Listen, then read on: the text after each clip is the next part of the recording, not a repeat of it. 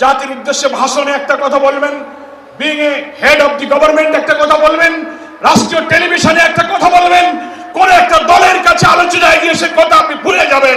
এটা নিরপেক্ষতা ভঙ্গ হয়েছে।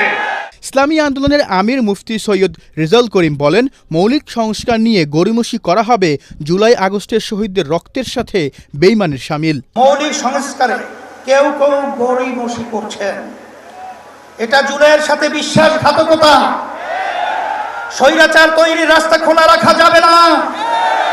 সংস্কার না করে নির্বাচন আয়োজন করে দেশকে আবারও আগের অবস্থায় নিয়ে যাওয়া যাবে না।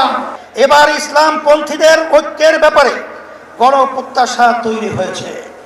যদি আমরা একত্রে নির্বাচন করতে পারি, যদি কার্যকর ঐক্য গড়ে তুলতে পারি, তাহলে বাংলাদেশে ইসলামপন্থীরাই হবে প্রধান রাজনৈতিক শক্তি। মঞ্চে যারা আছে যদি মুনাফিকি না করি,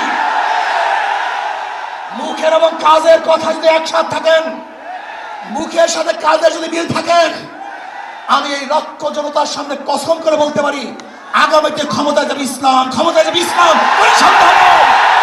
এ সময় এনসিপি সহ বিভিন্ন দলের নেতারা বলেন, আগামী জাতীয় নির্বাচন সংখ্যানুপাতিক পদ্ধতিতে করা, রাষ্ট্র সংস্কার ও গণহত্যার জন্য শেখ হাসিনার বিচার নিশ্চিত করা ছাড়া জাতীয় নির্বাচন জনগণের কাছে গ্রহণযোগ্য হবে না। বাংলাদেশকে যদি নতুন কাঠামোতে পরিচালিত করতে হয়, অবশ্যই পিআর পদ্ধতির বাস্তবতা নিয়ে আমাদের সকলকে গভীরভাবে ভাবনা করতে হবে।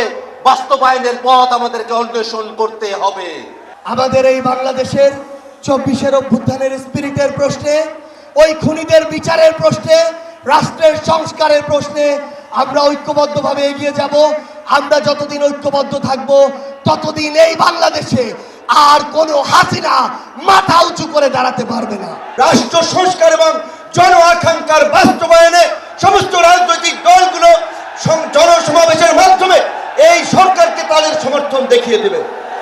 তাই আমরা বলতে চাই, কোন দু একটি দলের উপরে ভিত্তি করে দু একটি দলের কথায় সংস্কারের নকশায় পরিবর্তন আনা যাবে না।